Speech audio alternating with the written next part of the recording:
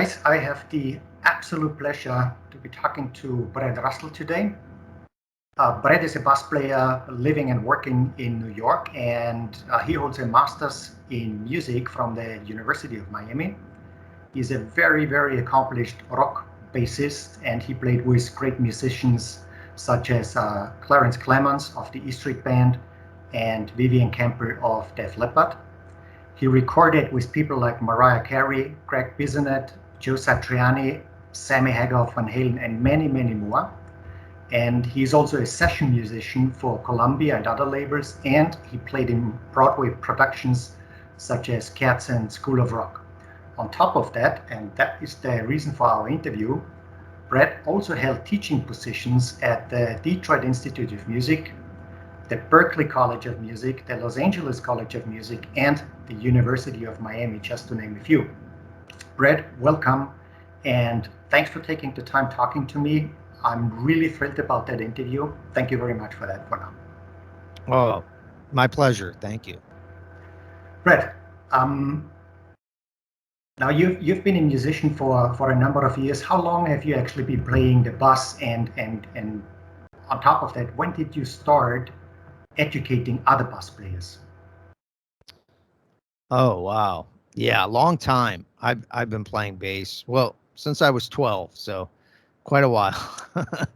I come from a musical family. I actually started playing guitar as like at 5 years old and singing first. So I kind of was raised in a family of all musicians, so it was just a natural thing. But formal training on the bass, I started around 12 in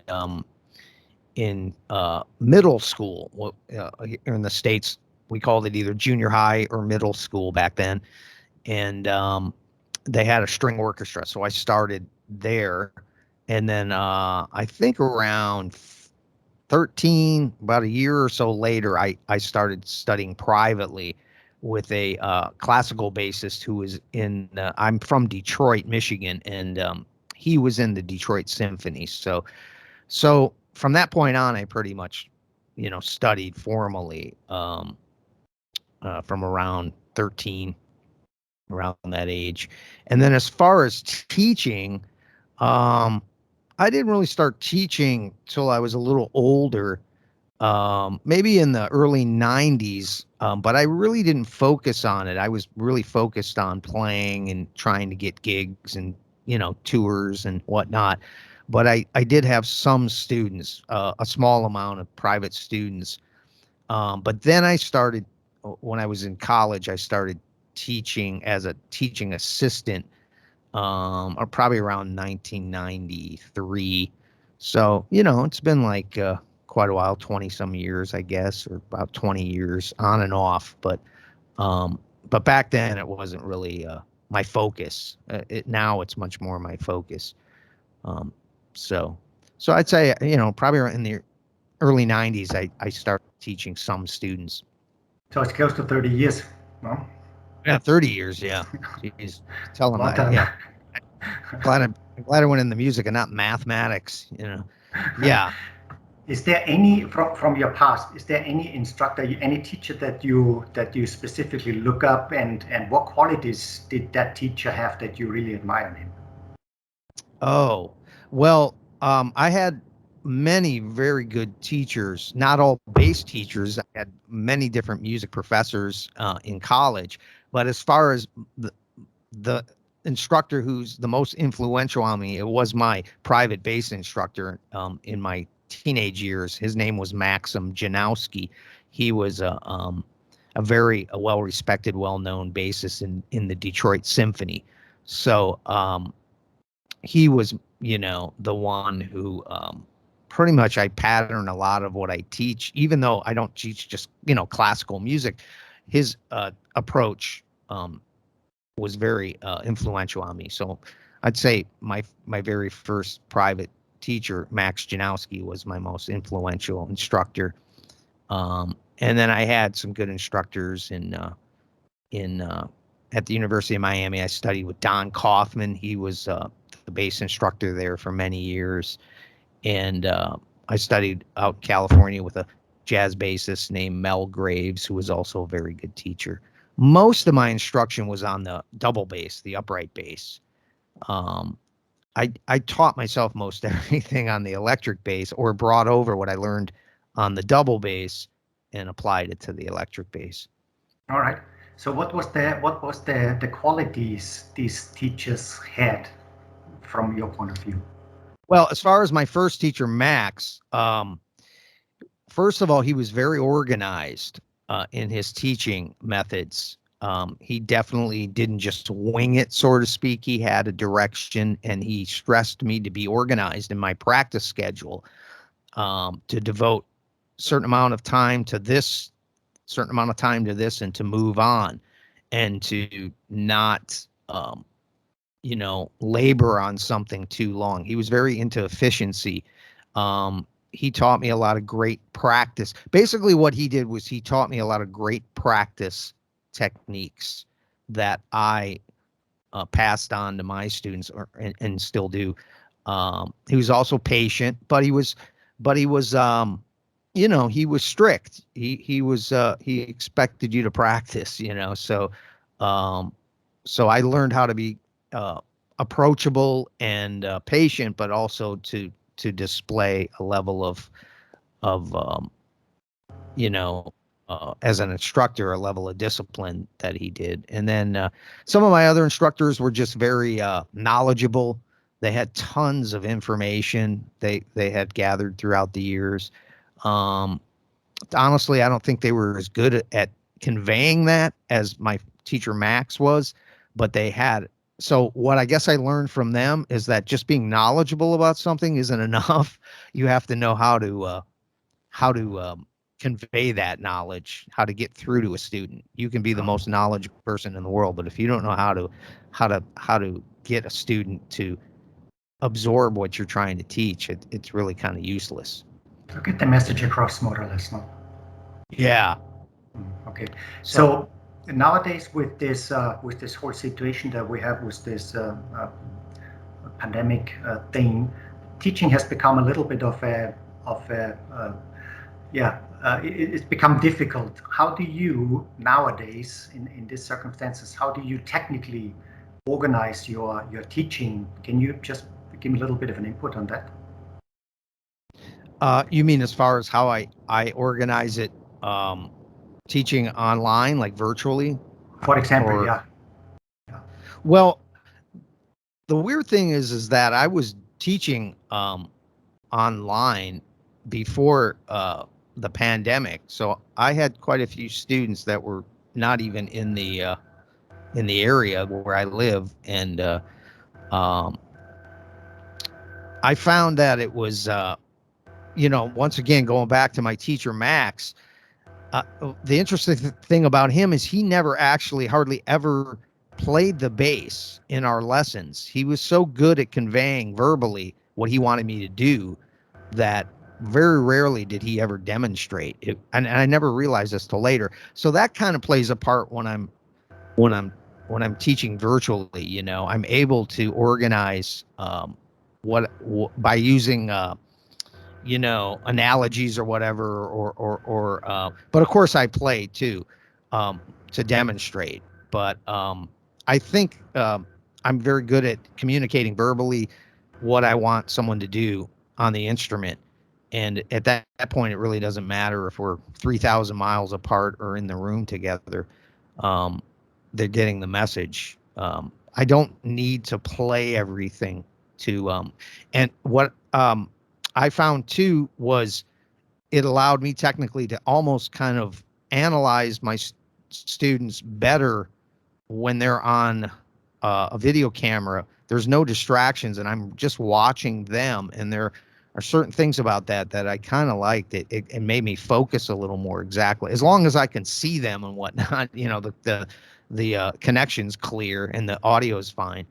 But I think the best is still to be in person, but I was able to, by teaching virtually, I was able to organize how to get across my message verbally to people, and able to really analyze what they're doing, um, you know, by just, watching them, um, with very few distractions, you know. Okay, And I see. yeah, just one more thing. I find that sometimes when they're taking a lesson virtually like this, it some of them will get more nervous than when we be together because I think they feel like they're on the spot.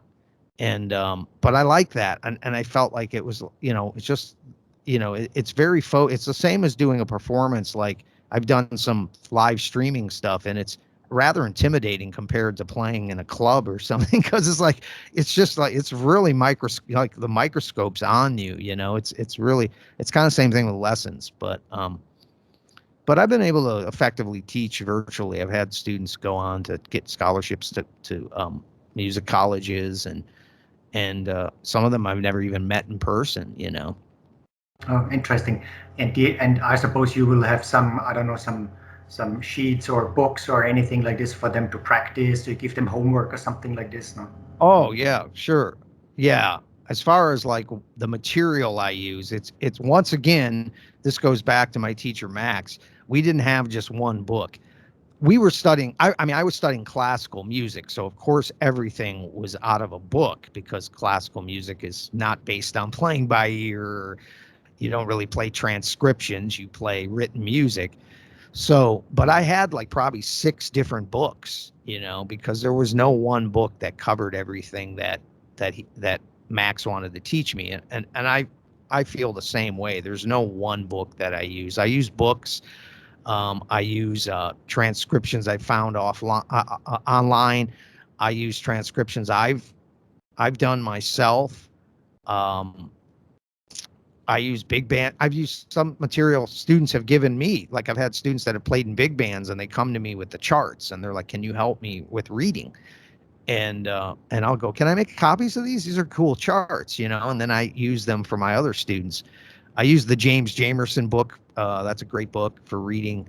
I use a book by The Evolving Bassist. It's an old book, Rufus Reed book. I use some of the material in there for walking bass, and then I have a bunch of material that I accumulated from my professors in school.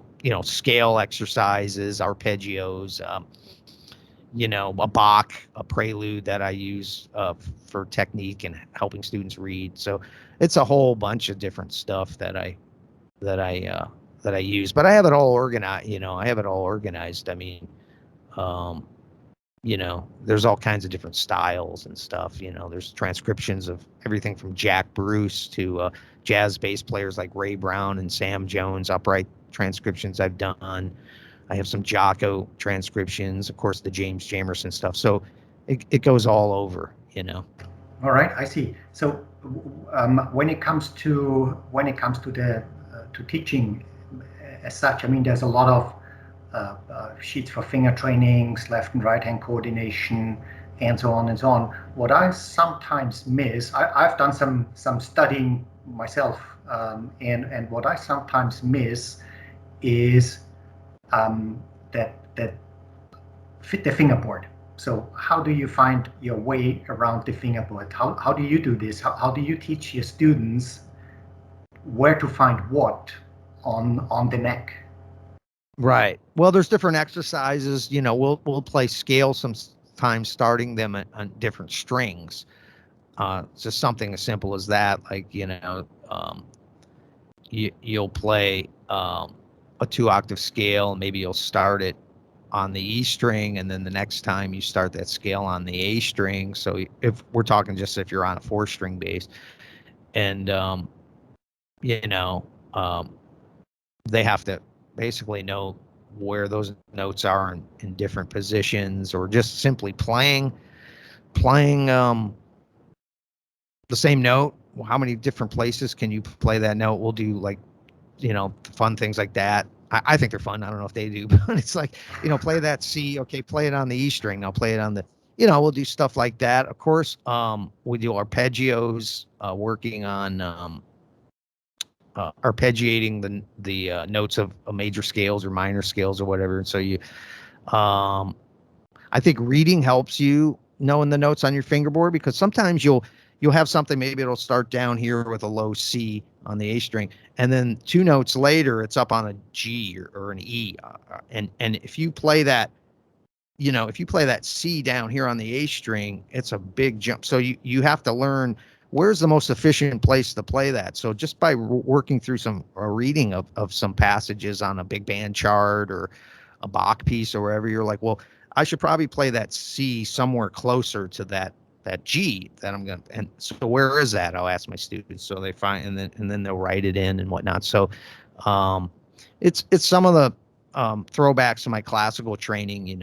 I think you just learn the notes better when you learn what's the most efficient way to play it. Like, meaning that do the least amount of shifting as possible. So that forces you to have to learn where else can I play those notes. All right, I see.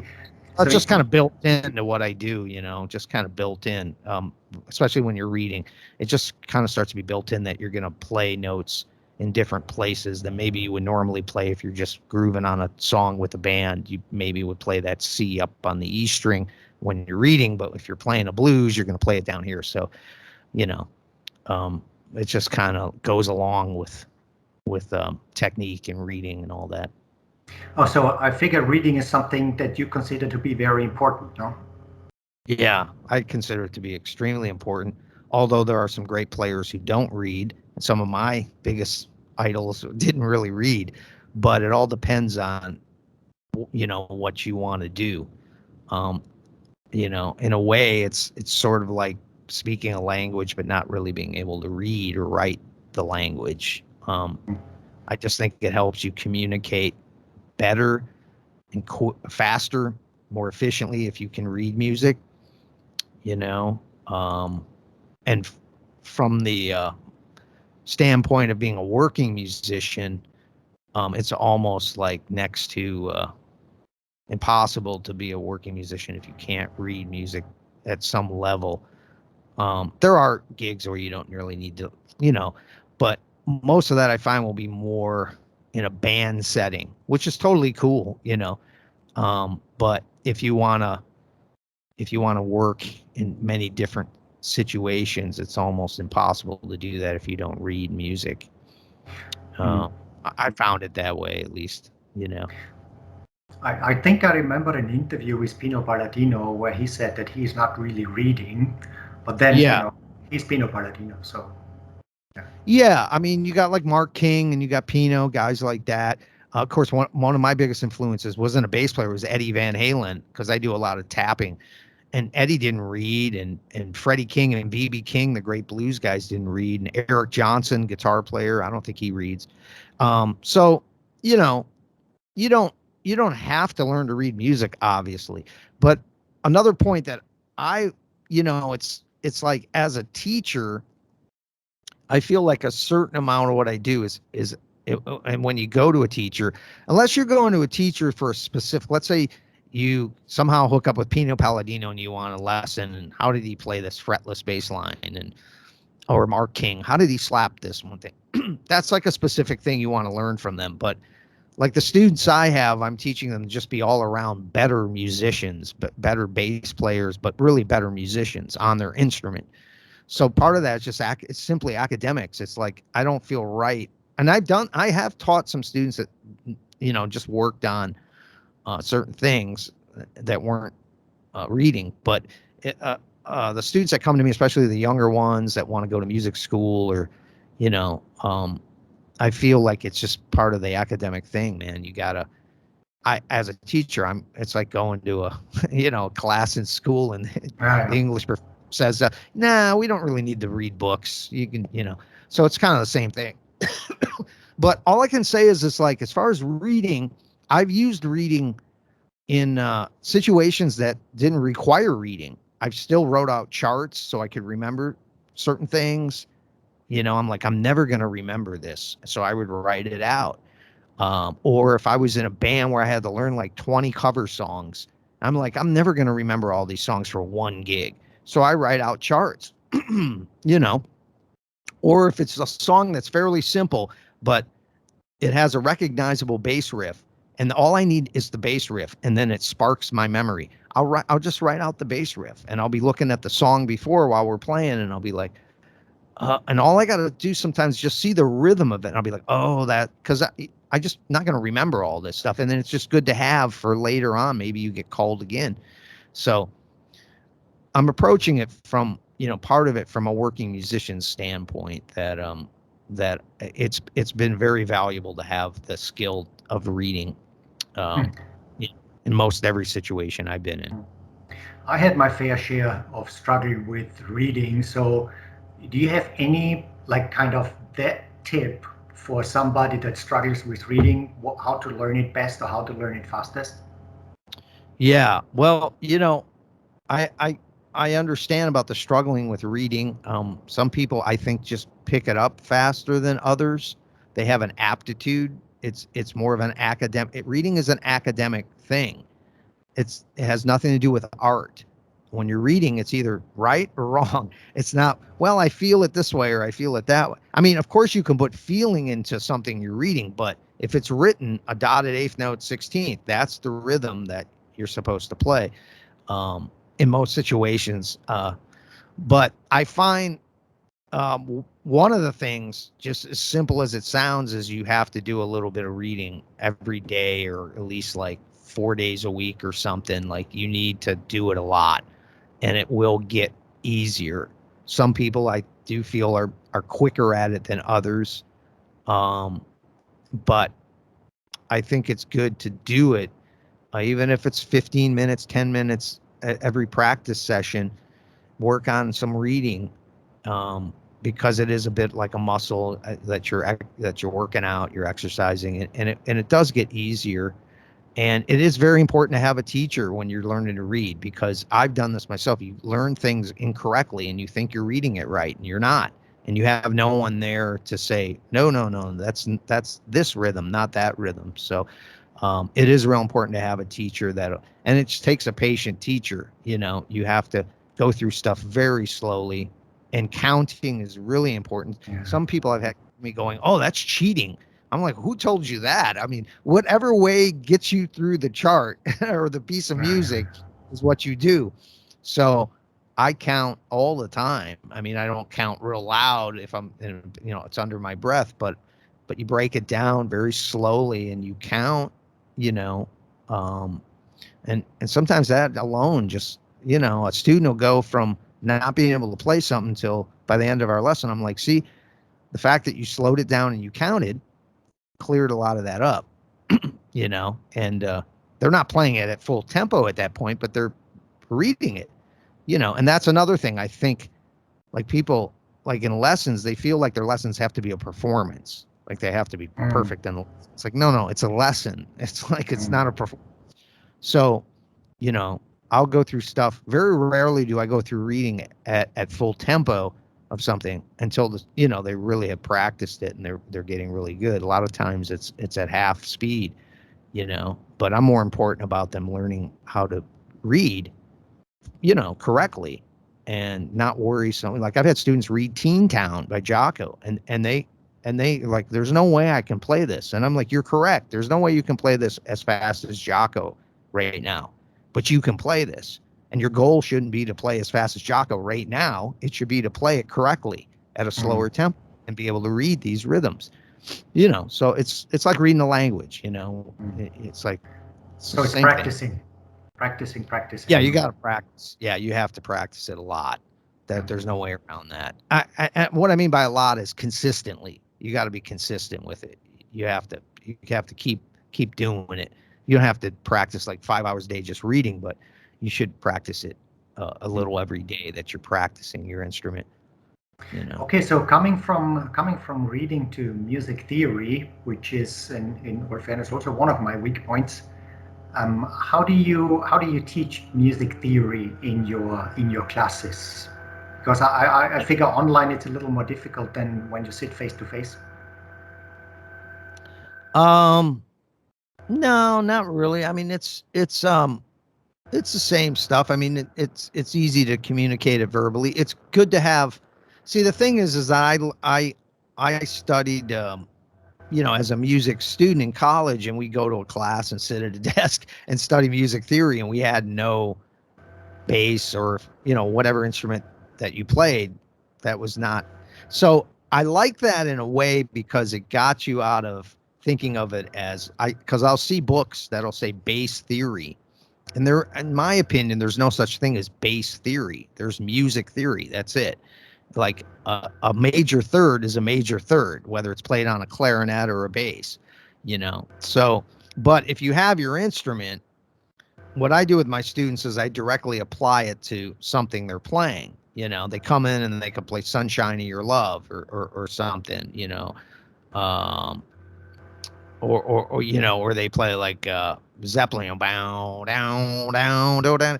And I'll go, okay, what scale just simple things like that. What scale is that? Like what notes, first of all, what key are you in and what are the notes in relation to the tonic, to the one chord?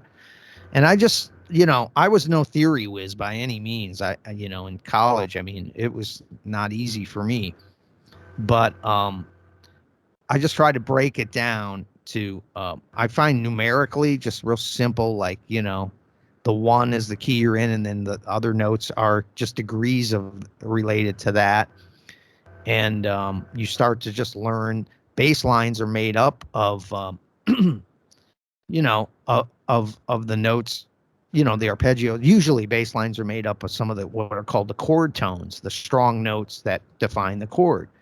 So, you know, I'll get students that can play but don't really know, and then I'll just be like, well, why does that bass line like, how do I know what key I'm in from that bass line? Like, what notes are defining what the key?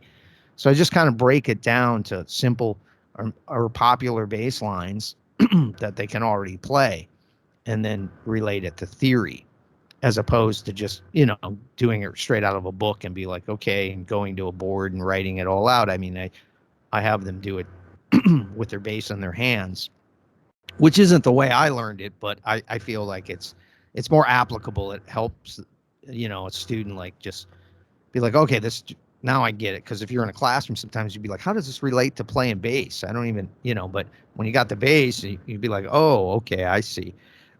Sometimes I'll have them play chords on bass. I think that helps, or even if they just play the root and the third, so they start to learn if it's major or minor. But sometimes I have them learn a song like a simple a blues even, and I'll have them play 3-note chords. So it like a guitarist. So they start to learn what's the third. Is it major? Is it minor? What's the seventh? I think that helps sometimes, and it can be something cool, like just like a 1-4-5 blues kind of thing, but they're going to play more like a guitar player. I think that helps. Or like some of the students that like the tapping, I'll have them learn an Eddie Van Halen or Billy Sheehan thing, and I'll be like, okay, what are the notes that he's playing, or why is it? What is it? Usually those tapping things are arpeggios. That's all they are, and they're defining the chords. So I kind of do it that way, maybe in a way, kind of hide it a little bit with a cool, bass line or cool lick of some sort. All right, I understand. Yeah. When with regards to the whole teaching thing, what is the single best advice that you ever got from one of your teachers that you would pass on to your students? What is the single thing we say, okay, listen, guys, this is something that you must do? Oh. Well, that's a tough question. Well, I mean, this isn't so much, I guess, what you must do, but it was advice was more related to just the music business in general. Was my teacher Max, once again, in high school, told me that if you cannot handle rejection, you're in the wrong business, which I never forgot.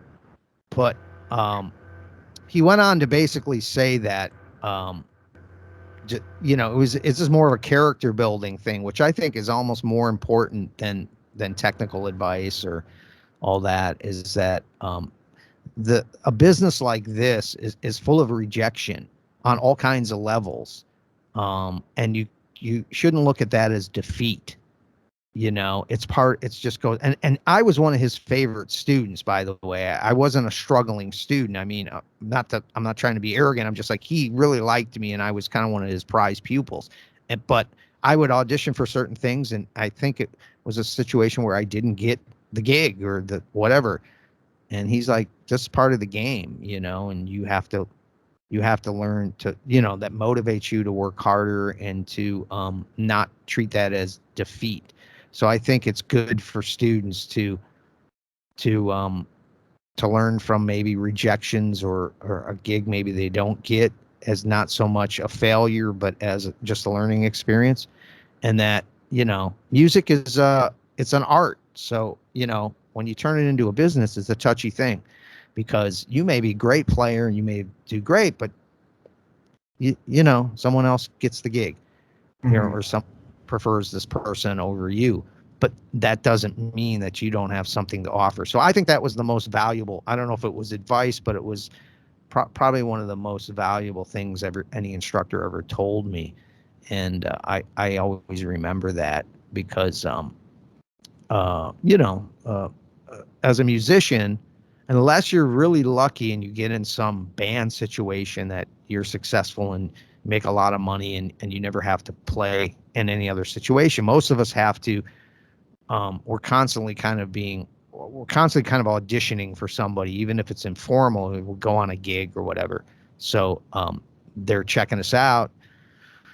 So you're kind of always on the spot once you what if you and even if you're not a performing professional musician, even if you're doing it, um, anytime you get up and perform in front of somebody, you're just kind of like throwing it out there. It takes a certain amount of like courage to do that. So you can't get too discouraged by you know rejection from people. And yeah, I just that's carried me through. I think the same is true for studying. So if you don't if you can't do what your teacher asks you to do, don't get frustrated. Start over again and try until you get it done at the end of the day. Yeah? Sure. I mean, that's what I try to stress in lessons. Like, as long as a student is applying themselves, I would never get upset in a way that, like, or discouraged. I can almost always tell when a student has worked on something because they get better. They are almost, even if it's a little bit, I could go, yeah, they practiced. And I'll go, you practiced, didn't you? And they're like, yeah, how'd you know? I'm like, yeah, I could tell.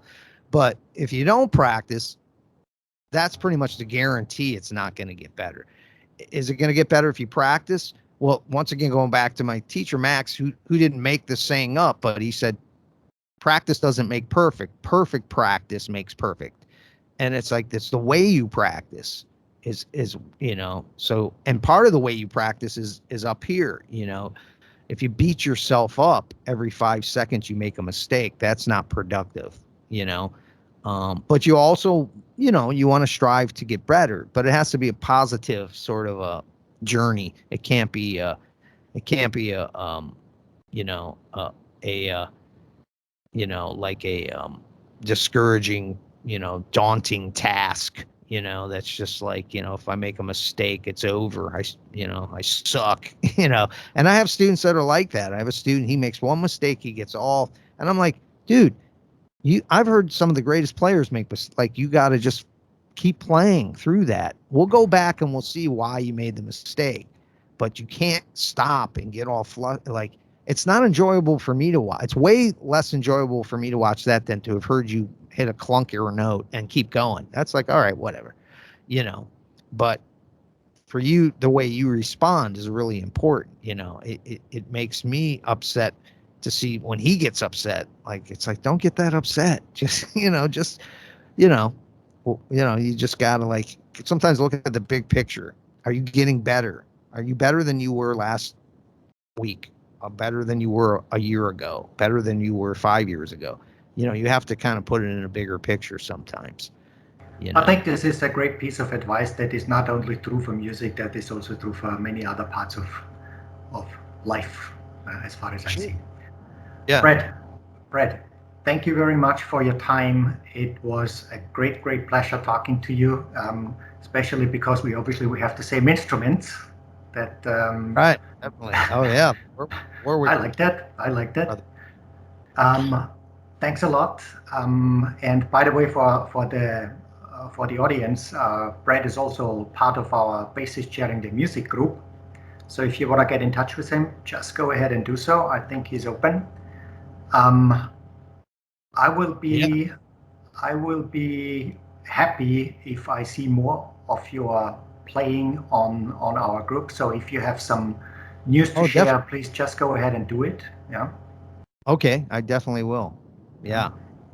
And I wish you a good day, a cool day, productive day, and I hope to speak to you soon again. Thanks, Thank Brett. you. Thanks. My pleasure, man. Take care.